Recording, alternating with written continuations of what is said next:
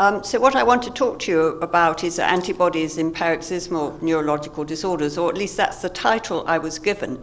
And you'll see that essentially I'm going to talk about antibodies and central nervous system disease, but I'm going to start slightly differently. I do have some disclosures, which I'm sure you don't want to read.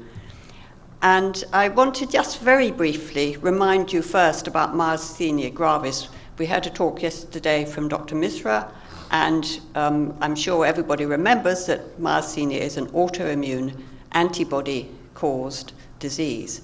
What's been very exciting in the last 10 years is that there are now central nervous system diseases which we believe are caused by antibodies.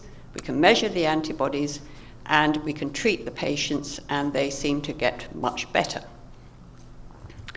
So just to remind you of myasthenia, because it's really the classic antibody-mediated disease, this, of course, is a disease of the neuromuscular junction.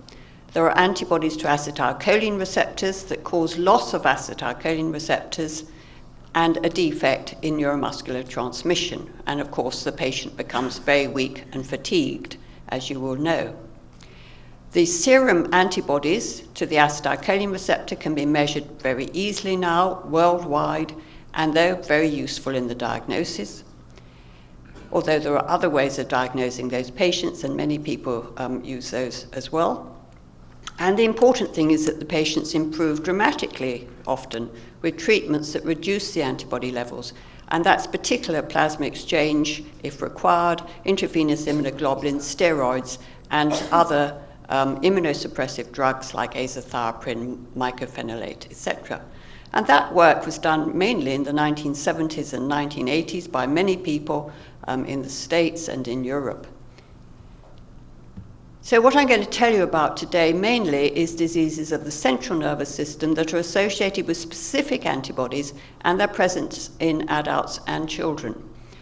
These are fairly rare. Myasthenia is quite rare. These are rarer, but they're immunotherapy responsive central nervous system diseases.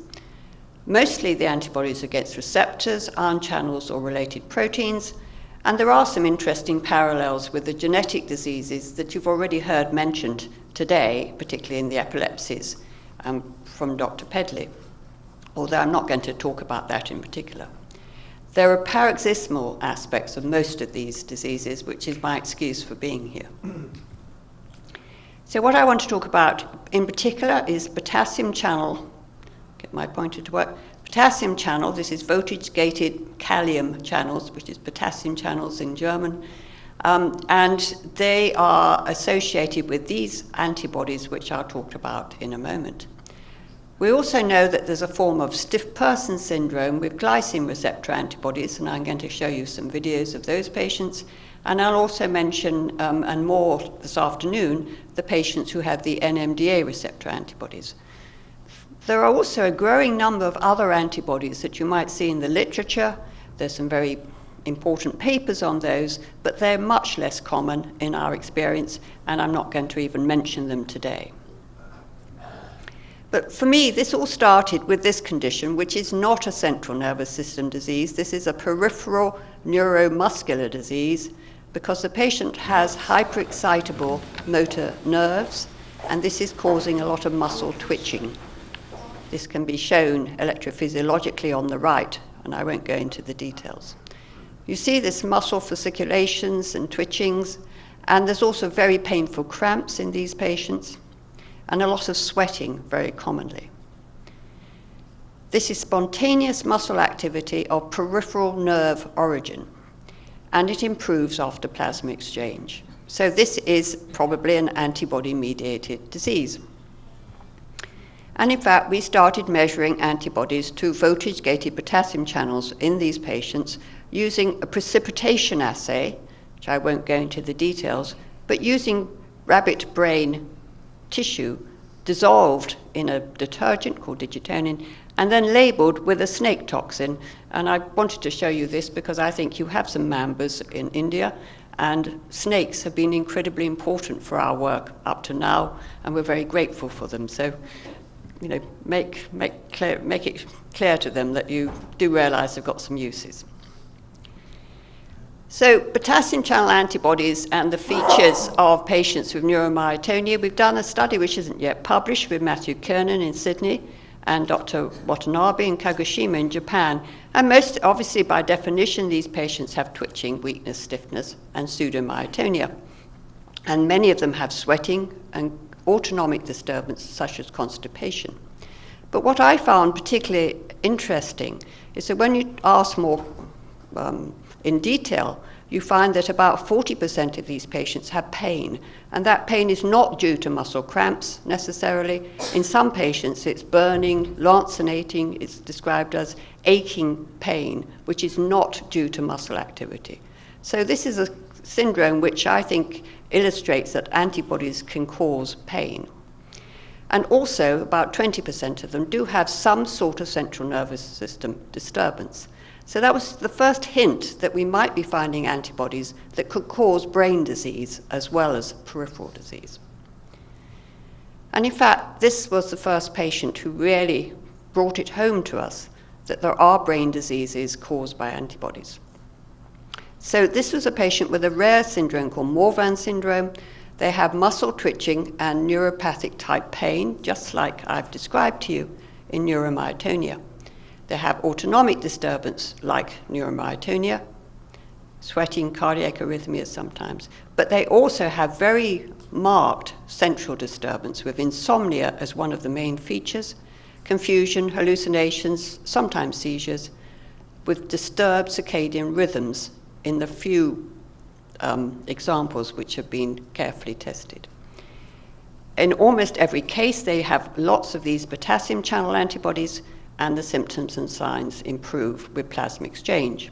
And because we've heard about sleep this morning, I thought I'd show you the polysomnography from this patient, who was a patient in Bologna, where they have a big sleep center, and where they have a particular interest in sleep.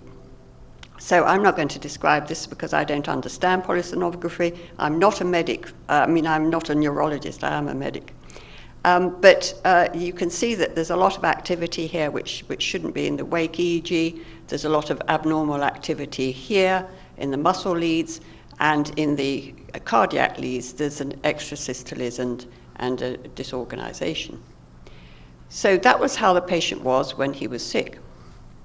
We found that his serum bound to the hippocampus of rat brain sections. So this is a way of looking for antibodies.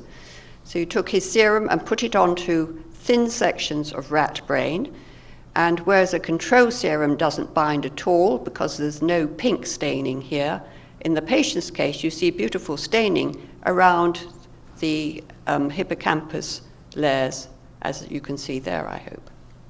This is very typical of the pattern you would expect with potassium channels, and this patient in fact had high levels, very high levels of potassium channel antibodies. And this just really for Brad is to show you that this patient had no circadian rhythm of melatonin or prolactin. So instead of having a normal rhythm of those neurohormones during his episodes, he actually had a completely flat profile, which was, by the way, very similar to that of fatal familial insomnia, which is a genetic prion disease which causes symptoms not similar to the ones this patient had. So that's just for interest, because I think it is very interesting. The important thing is that after plasma exchange, all of his symptoms improved.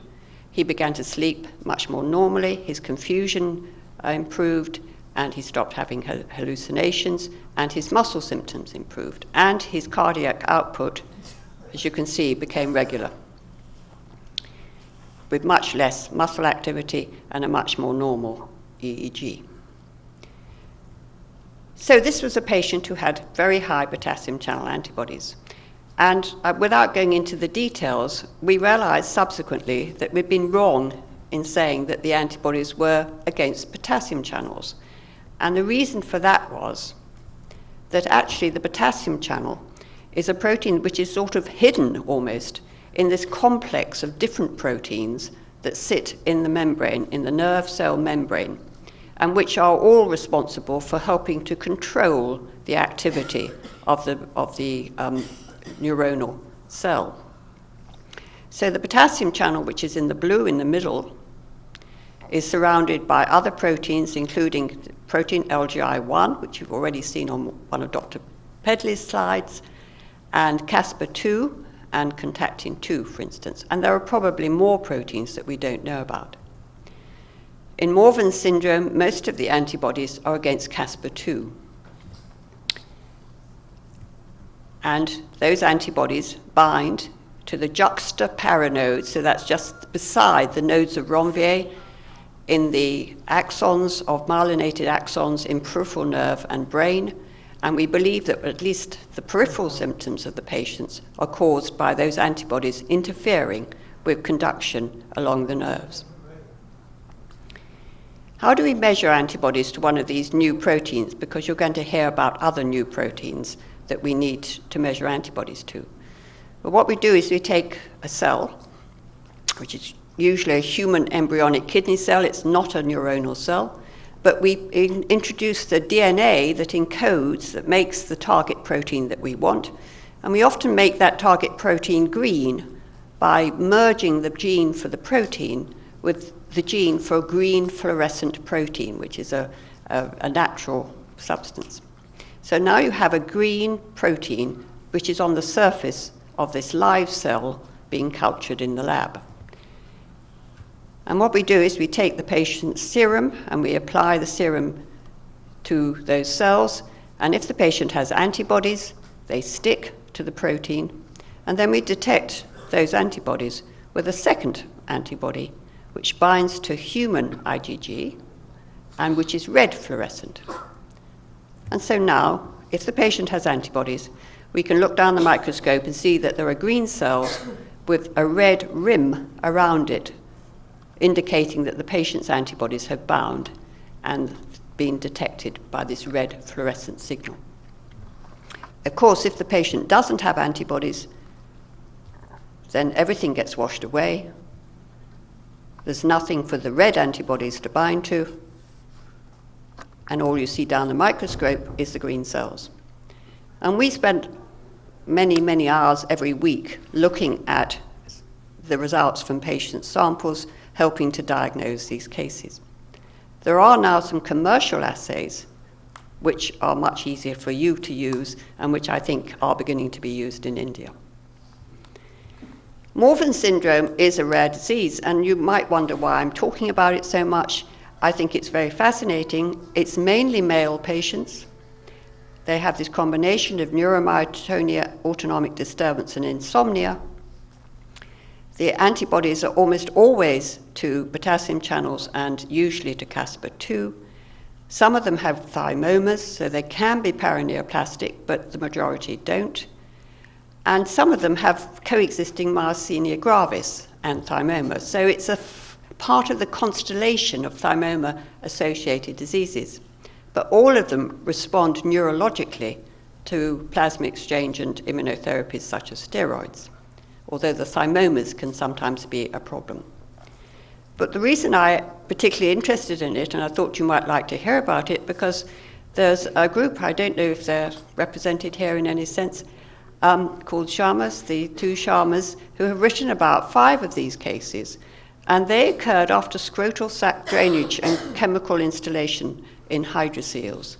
Now this seems a rather bizarre situation, but I think the use of some of these agents in India apparently for this purpose may be precipitating more cases of this disease. And interestingly, the first person who described this disease, Morvan, a Frenchman, he had 5 cases in his local community within a few years. So perhaps there are little episodes or epidemics, mini epidemics of this otherwise apparently rather rare condition. So when we started measuring antibodies to potassium channels, very quickly we realized that there was a more important and certainly a bit more common disease. Now, I wasn't going to show you this particularly, but I don't think I'm turned on for sound anyway. Could I have the sound? This is a patient who has... One or two things. I remember meeting me before. I probably do. Before. I remember your voice probably. Right. That in fact it was a very, I wouldn't say clipped, but you are English. That's right. And I would have said I probably met you in... I'm not going to go on with that for long. We could have 10 minutes on that video. He's been asked a very simple question. Do you remember meeting me before by the neurologist Adam Seaman? And the fact is they hadn't met before, and the answer should have been no, we haven't met before. But he can't remember. He has complete amnesia for recent events. And he knows, he sort of subconsciously perhaps knows that he can't remember, and so he confabulates. He invents a whole series of relevant or irrelevant bits of information and discussion about whether they might have met before, but the fact is he can't remember, and he hadn't. Or even if they had met before, he wouldn't know it. So it would probably have said the same things. So this is very severe amnesia, and usually it's associated with seizures, which in this particular patient it wasn't at that time. And you could see when he was talking, he seemed very, very competent and consistent and not actually abnormally ill in any sense. But he was, because he couldn't remember anything. So he had subacute onset of memory loss, seizures, and personality change, which usually they do have. He didn't at that stage. But you can have epilepsy or psychosis only with only modest or moderate cognitive impairment, and in those cases, obviously, it can be more difficult to identify. Usually there's high signal in the medial temporal lobes, as you can see here, but that's not always the case. There's often a low plasma sodium in the patients at onset, and we don't fully understand the cause of that, but it does seem to be a typical SIADH and can be corrected with appropriate treatments. The antibodies to the potassium channels are often very high, and most patients respond when you treat them with immunotherapies. So here's one of the more severe cases that we came across. This was a patient who had already been in hospital for 5 months in a peripheral hospital. By that stage, his disease had got much more severe. He was having a lot of seizures. He was semi-comatose, very difficult to rouse, and when you roused him, he seemed to be completely unaware of his surroundings, etc. You can see that there is high signal in the patient. He had very high potassium channel antibodies. He was treated with steroids, plasma exchange, and IVIG. And remarkably, but typically in this disease, the antibodies came down extremely quickly. Within 3 months, they had cleared. They never came back again. And at that stage, he was sitting up, talking rationally, although he had complete amnesia for the preceding 6 months or so. Actually, the degree of improvement was really quite remarkable because he had quite a lot of brain atrophy. And you can see on the right down here that his hippocampi are sort of practically black holes where they should have been. So there's a lot of atrophy, a lot of sclerosis going on.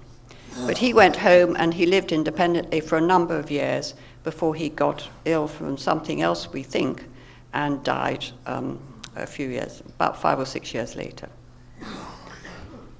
So we began to find these antibodies pretty frequently, and interestingly, perhaps everybody wanted to know at that stage, well, surely the antibodies must be in the cerebral spinal fluid, not in the serum. This is everybody's assumption, at least it was. But I can tell you that the antibody levels are always, in our experience, higher in the serum than in the cerebral spinal fluid, and this is a log plot in each case.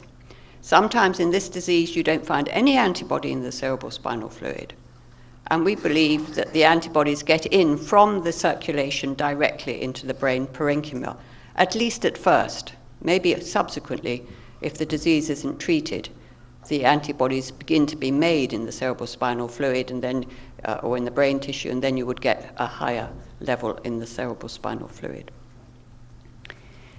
The disease is relatively common, but it's mostly in older people.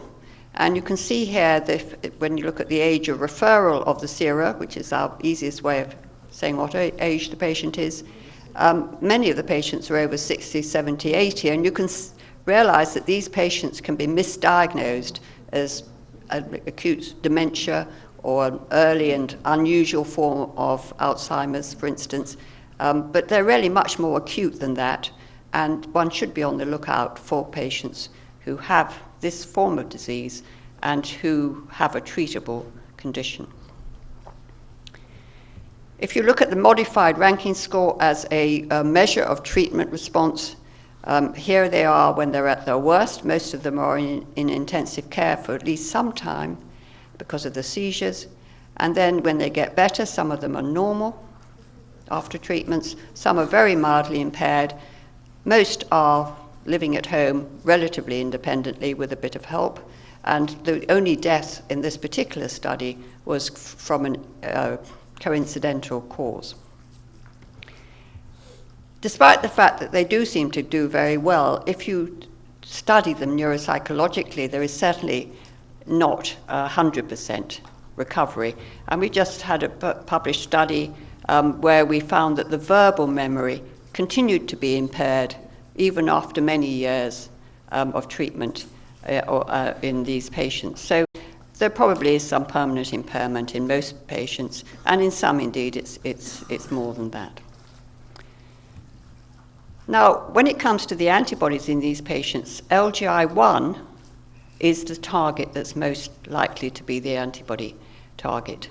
And these antibodies bind to this protein LGI1, which is in fact a secreted protein, and it modifies the function of potassium channels. So if you delete this protein, the potassium channels close, and then you get hyperexcitability of the tissue, and that's how you would get seizures, for instance, and presumably the confusion and disorientation that these patients have. LGI1, as you've already heard today, is a protein that's mutated in autosomal dominant lateral temporal lobe epilepsy with auditory hallucinations, a rare genetic form of epilepsy. So it's obviously a good target for antibodies in epileptic conditions, and that's what seems to be happening in the patients with limbic encephalitis.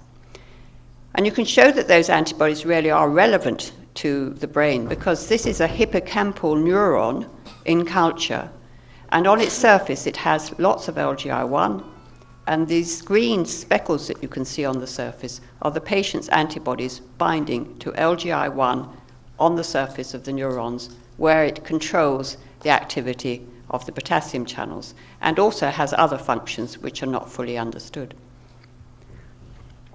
So potassium channel antibodies are interesting, but how important are they, and is there an expanding phenotype? Well, one of the things we noticed, and this is relevant I think to much of the discussion today, was that sometimes you find these antibodies in patients with pure epilepsy without any obvious cognitive impairment. And this patient, for instance, had a very mild sort of temporal lobe seizure with auras that were beginning to be a bit more frequent, and so this is the frequency of these seizures, which were up to 5 a day of auras or seizures at this point. They had in fact been more or less ignored by other neurologists until Jane Adcock began to appreciate that this woman's complaints were seizures. So they were very modest, but then they were counted with EEG. And she also had potassium channel antibodies that appeared to be rising during the time that her seizure frequency went up. She wasn't given any anti-epileptic drugs. She was giving IVIG, intravenous immunoglobulins, and both the antibodies came down in red and the seizure frequency went down. So we believe, and that Jane and Camilla have got several patients like this, that there are patients with purely temporal lobe epilepsy with very little other defects who have a potassium channel related, and it's LGI1 in this case, antibody, which is probably causative, and where the treatments given are much more likely to be effective if they're against the immune system rather than typical anti-epileptics. And then we began to realize that there were some patients who had a different form of epilepsy, which you've just seen, which is very brief. You have to look at the face as well as the arm.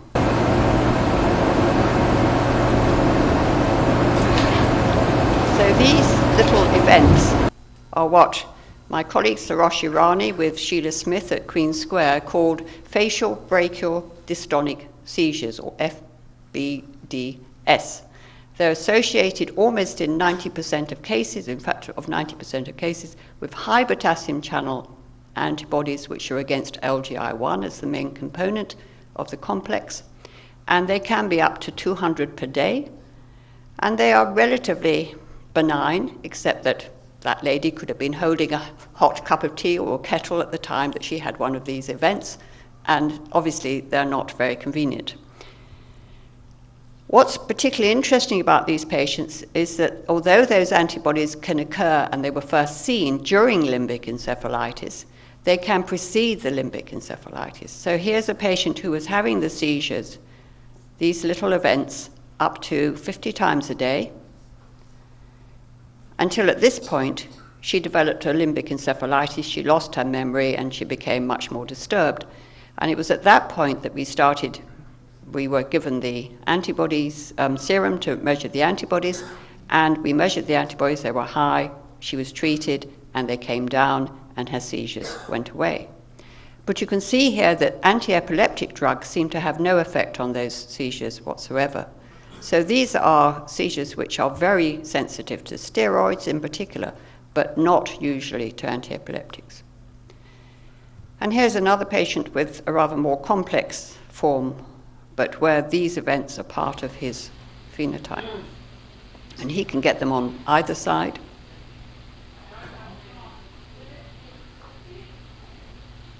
And he's much sicker altogether. And sometimes they're with automatisms and quite a bit of oral facial. Thank you. When we put the electrode buttons on, we're going to sit down and make proper contact.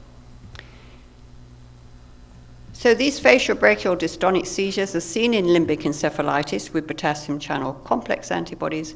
They can precede neuropsychiatric and MRI features of limbic encephalitis.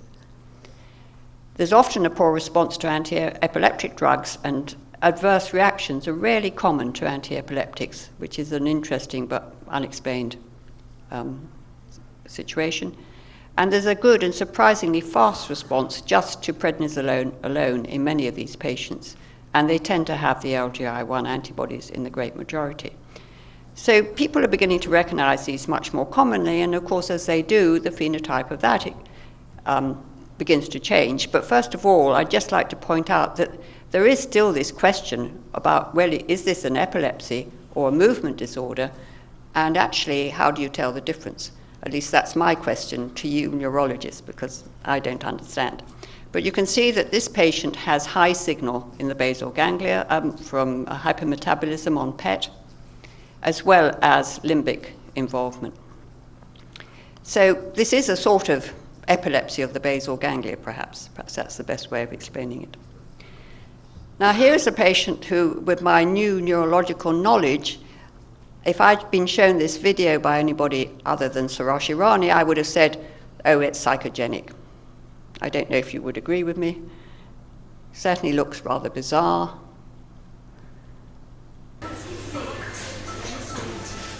But this patient had LGI1 antibodies and has been treated successfully with steroids.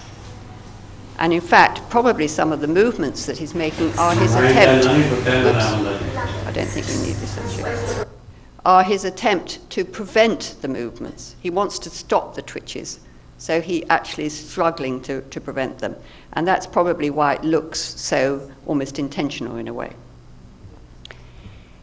But what about these antibodies and other antibodies in epilepsies in general? Well, my colleague Bethan Lang, who I worked with for an enormous number of years, I think it's 35 very soon, she has been particularly interested in this, and she and ourselves have found, in a number of studies, have found potassium channel antibodies in a number of patients who have epilepsies, particularly focal epilepsies.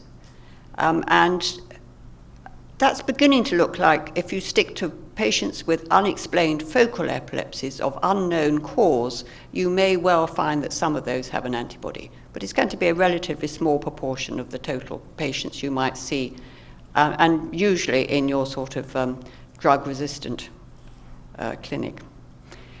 The thing there, though, is that most of them don't have antibodies to any of the known components of the potassium channels, and we really don't know what these antibodies are binding to, and we don't know if there's actually the pathogenic agent and whether the patients will get better with treatments. So that all needs to be done, but it is something which is very much an interest and ongoing. But what about antibodies in more typical movement disorders? Of course, you'll all know, I'm sure, about the stiff person syndrome, where there are very high antibodies to glutamic acid decarboxylase, sorry about that, which is the predominant central nervous system inhibitory neurotransmitter. And GAD antibodies are found mostly in classical stiff person syndrome. In fact, we did a study as part of his PhD with a young man called Tashi Chang, who's one of the few academic neurologists in Colombo in Sri Lanka, and maybe some of you have come across Tashi. A very good PhD student who showed that there were antibodies binding to GABAergic neurons in many of the patients who had the GAD antibodies. Now, that was interesting because he showed that these antibodies were binding to the outside of the neurons, whereas GAD is very much inside the neurons. So we think that patients with GAD antibodies may well have other antibodies that are much more likely to be causative because they bind to proteins on the surface of the neurons. And that's what we're trying to prove in stiff person syndrome. But in fact, we'd already found one because this is a form of stiff person syndrome. So this patient has, as you can see, excessive startle.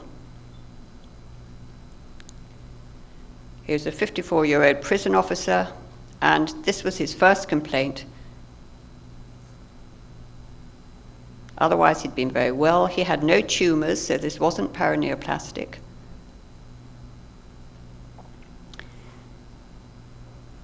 And then he got very stiff and rigid, like a stiff person syndrome.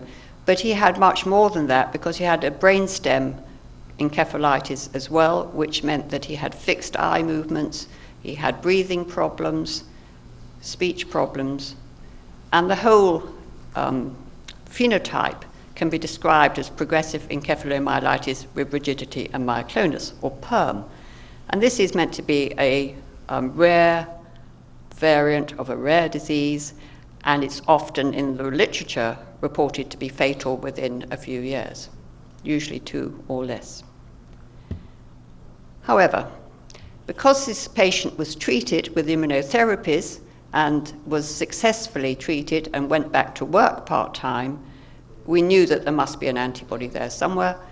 And with Michael Hutchinson, who is in Dublin, the main neurologist there, we hypothesized that there might be antibodies to glycine receptors, because glycine receptors are the one of the inhibitory neurotransmitters in the spinal cord and brainstem.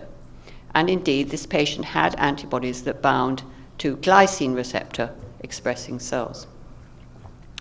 Here is another patient from Wim Vandenberg, who's a very good neurologist in Leuven in Belgium. And this patient is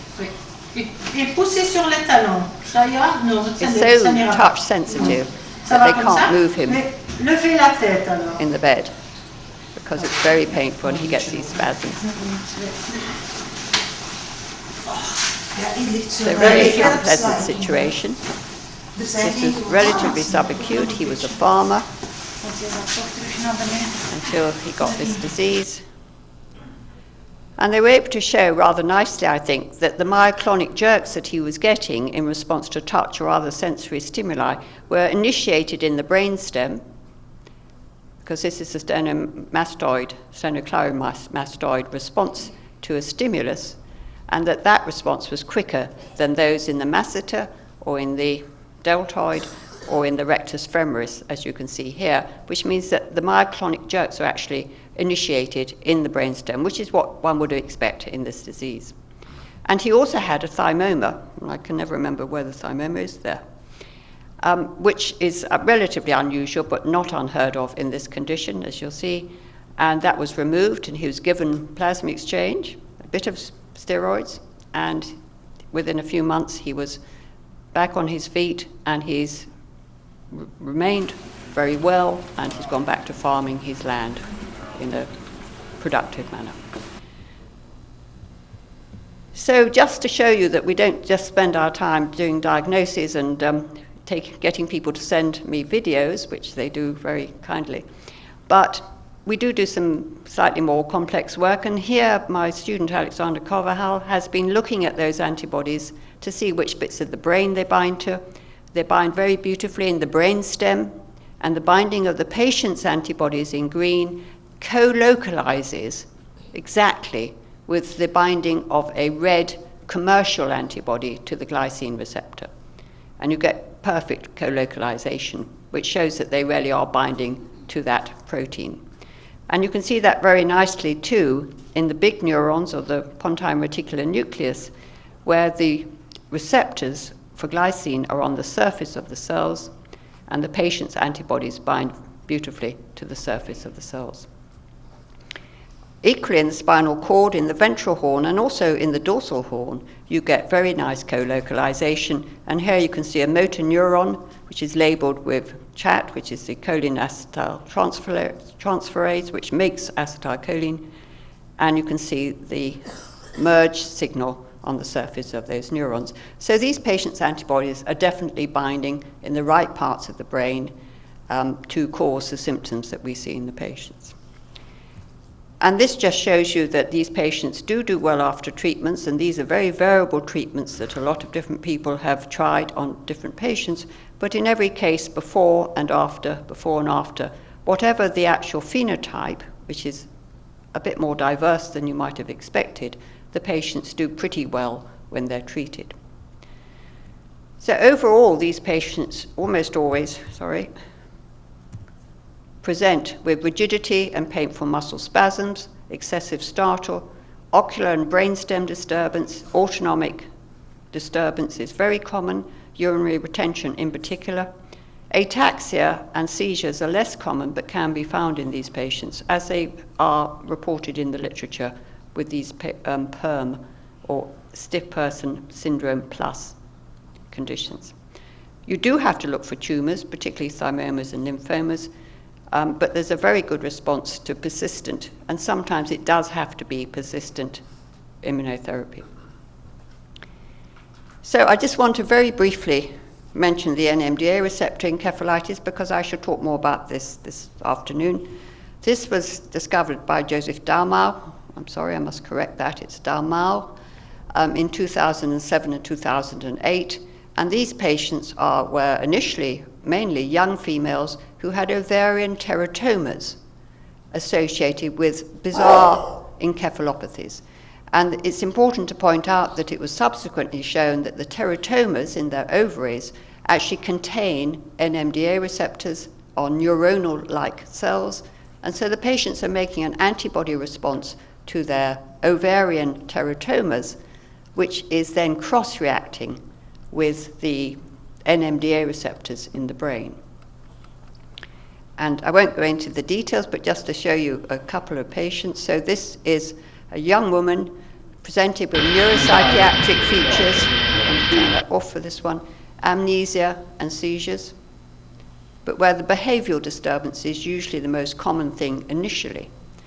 And then over time she developed facial grimacing and chewing, chorioathetoid limb movements, as you can see. You can see the facial movements as well, particularly often oral dyskinesias.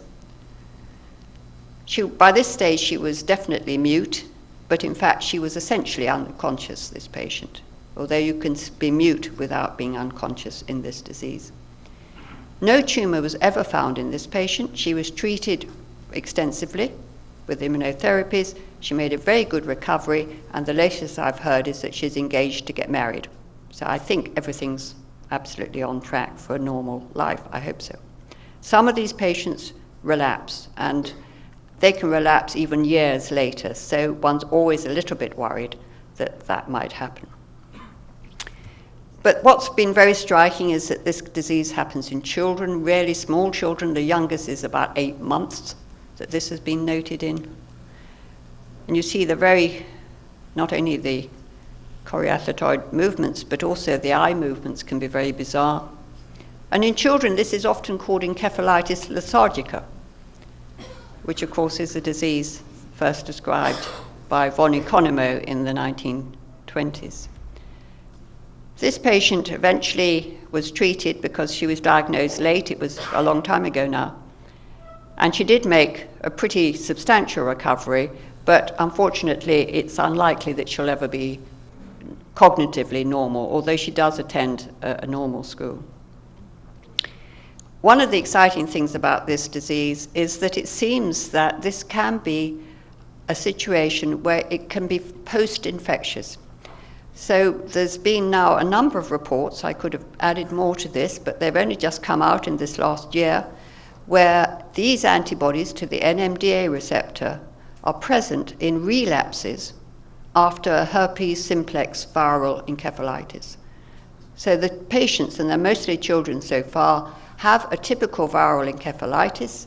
They get acyclovir, they get better to some extent or to a marked extent, and they're just about to go home, or they go home, and then they have a relapse.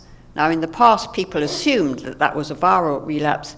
It seems that it's much more common to be a NMDA receptor antibody relapse. So the viral infection is somehow initiating the antibodies to the NMDA receptor in these patients, and that is responsible for their relapse, and of course it needs different treatments. Acyclovir is not going to work. You have to give them immunotherapies. This is really very much an emerging story, but it's a very interesting example of how brain damage from a virus can initiate an autoimmune response against the same tissue. I won't go into the details of what the NMDA receptor antibodies do mechanistically, but we're now beginning to do some experiments with telemetry in mice, where you inject the mice into the ventricles with the antibodies, and then look to see with telemetric recordings whether those mice get seizures. And we're beginning to show that they do have some seizure events, and they're certainly much more susceptible to seizures than our control mice. So doing the animal models in this sort of work is not easy, but it is beginning to be done in a number of labs. So just lastly, one point I wanted to make was that I showed you that there may be antibodies in patients with more common forms of epilepsy, and we feel that the same is probably the case with psychosis. So if you look at the patients with the NMDA receptor antibodies, this shows you a cumulative plot of the time at which they present with each feature. And within the first few days, at least half the patients have presented with psychiatric, cognitive, and seizure events. And they haven't yet got the movement disorder and the autonomic disturbance and reduced consciousness, which tend to occur 10 to 15 days later. We don't understand why that should be, why there is this gap between the initial events and the movement disorder. But it does mean that you can imagine that there will be patients in this situation who you might get to see where they don't have the distinguishing movement disorder, for instance, and you might wonder what's wrong with them. And so we've been asking whether patients with typical psychosis may sometimes have these antibodies. And that's a study that we did with Cambridge. Belinda Lennox is the psychiatrist, Mike Zandy is a young neurologist there, and he collected samples from all their first episode psychosis patients, and we found antibodies in 3 out of about 55 patients with first episode psychosis who were attending a psychosis clinic with a psychiatrist and who were not being seen by neurologists. Obviously, subsequently, they were seen by the neurologists and they were treated, and we've now treated, I think, 6 or 7 patients who otherwise would have been thought to have a psychosis rather than an NMDA receptor antibody. So in general, there are a growing number of antibodies to channels, receptors, and associated or modifying proteins in central nervous system diseases in adults and children. The presentations include amnesia, epilepsy, startle, psychosis, sleep, autonomic, and movement disorders. It's very wide. You must search for a tumor, but many of the patients are non-paraneoplastic. The antibodies may be present in a small proportion of patients with isolated epilepsy or psychosis. And diagnosing these conditions obviously isn't easy, but there are commercial kits now available, and they are being used, I think, at least by commercial labs in India. And even without antibody testing, when other causes have been excluded, a lot of the neurologists, at least in England, because I know them, are beginning to consider immunotherapies anyway, even before the antibody test gets back. Because if you've excluded all the other possibilities, why not give it a go and see if the patients can improve? And I'd just like to finish with a list of some of the colleagues who've really contributed, of course, almost all of the work on these cases. Thank you very much.